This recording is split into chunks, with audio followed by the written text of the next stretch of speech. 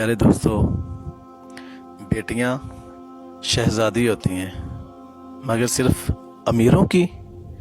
इस ऊपर वीडियो को ज़रा गौर से और तवज्जो से देखें कि गरीब बेचारे अपना पेट भरने के लिए आटे की खातिर कितने ज़लीलो ख्वार हो रहे हैं।